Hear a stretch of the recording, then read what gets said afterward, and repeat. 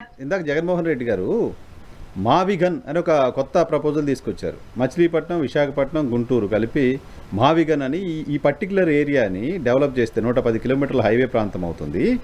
ఇక్కడ మీరు అమరావతిలో పెట్టే 2 లక్షల కోట్లలో 10% పెట్టినా ఒక గ్రోత్ కారిడార్ అవుతుంది, ఫినాన్షియల్గా వైబుల్ అవుతుంది, దీన్ని డెవలప్ చేయండి కదా అని ఆయన మాట్లాడుతున్నారు. దానిపైన మీ కమెంట్ ఏంటి? నేనేమంటానంటే నరసింహరావు గారు, ఒక ప్రాక్టికాలిటీ కూడా మనం అర్థం చేసుకోవాలి. ఇప్పుడు అమరావతి రాజధాని decision making a wrong. Place it self is chosen the very place it self is the wrong. ఎందుకు అంటే అమరావతి లూమ్స్ సాయిల్ లో ఉన్నటువంటి ఒక ప్రాంతం. ఇప్పుడు మీరు ఒక 50 అంతస్తుల బిల్డింగ్ కట్టాలనుకోండి, ఒక 10 అంతస్తుల బిల్డింగ్ కట్టాలి అంటే 300 అడుగుల లోతున ఫౌండేషన్ వేస్తుంది. మీకు ఏ మాత్రమైన ఫౌండేషన్ లో వాటర్ కన్నా పడింది అంటే మీకు 20 అడుగులు తవ్వితే వాటర్ పడిపోతుంది. సో నీకు వెరీ మల్టీ స్టోర్డ్ కన్స్ట్రక్షన్స్ ఎట్లా నిలబడతాయి అనేది ఒక పెద్ద క్వశ్చన్ మార్క్. ఇప్పుడు అక్కడ ఉన్న పంట పొలాలన్నిటినీ కూడా కమర్షియలైజ్ చేసి ఆ పంట పొలాలని బయటకు తీసేసి దాంట్లో ఇప్పుడు అర్బనైజేషన్ చేసి ఆ ప్రాంతాన్ని డెవలప్ చేయాలి అంటే, ఫర్ ఎగ్జాంపుల్ ఒక బిల్డింగ్ కట్టడానికి విశాఖపట్నంలోనో లేకపోతే ఇంకొక ప్రాంతంలోనో ఒక 500 కోట్లు అయితే, ఇక్కడ ఓన్లీ ఈ మెటీరియల్ ఇదంతా ఫౌండేషన్ స్టాండర్డ్ ఎక్స్పెండిచర్ కాక ఈ ఒక్క ప్రాంతంలో అది 150% అంటే ఇంచుమించు 150 కోట్ల రూపాయలు అదనంగా ఖర్చు పెట్టాల్సి వస్తుంది. దాని ఫౌండేషన్ కావచ్చు, దాని కావచ్చు. కాబట్టి స్క్వేర్ మీటర్ కి జగన్ చెప్పిన దాంట్లో ఒక అంశాన్ని మనం యాక్సెప్ట్ చేయాలి. ఎందుకు అంటే స్క్వేర్ మీటర్ కి అయ్యే ఎక్స్పెండిచర్ జనరల్ ఏరియాలో ఒకలాగా ఉంటుంది, అమరావతిలో ఒకలాగా. ఇప్పుడు అమరావతిలో వర్షం పడితే ఏమవుతుంది, మోకాళ్ళు నీళ్లు వచ్చేస్తున్నాయి, పల్లం అయిపోతుంది ప్రాంతం. కృష్ణానది పక్కన ఉన్నటువంటి పరిసర ప్రాంతాలన్నీ కూడా అమరావతికి ఒక 40-50 కిలోమీటర్ల దూరంలో ఆ వాటర్ కింద గ్రౌండ్ లెవెల్లో ఉన్నాయి.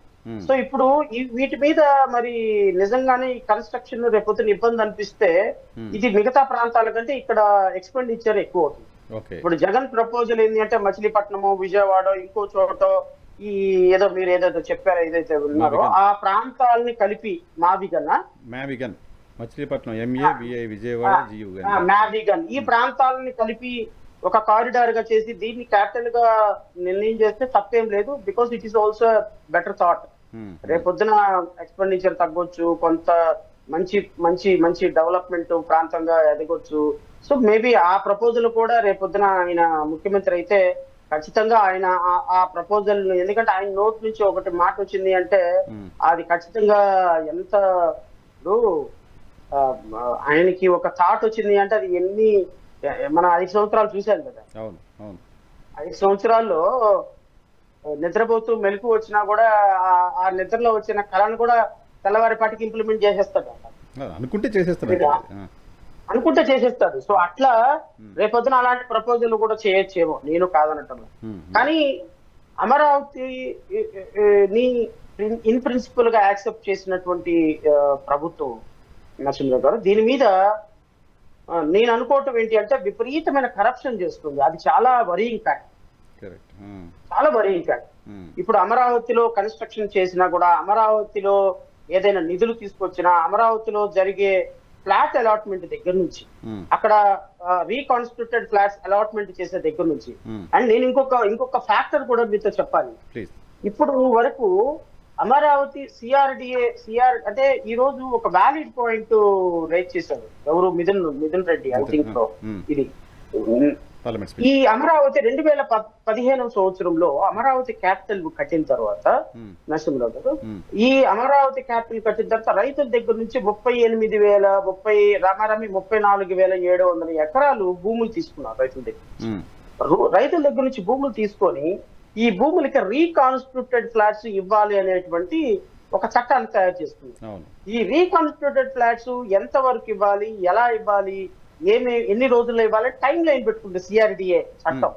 ఈ సిఆర్డిఏ చట్టం ద్వారా section 11 Andhra Pradesh capital city pooling scheme formulation and implementation of rules 2015 ఈ రూల్స్ ప్రకారం నరసింహరావు గారు sir with in 60 days from the date of notification off final LPS physical marking of road pattern and land year marked for reconstituted plots shall be done. అంటే ఈ భూమి తీసుకున్న తర్వాత with in 60 days లోపు physical marking అవ్వాలి reconstituted plots.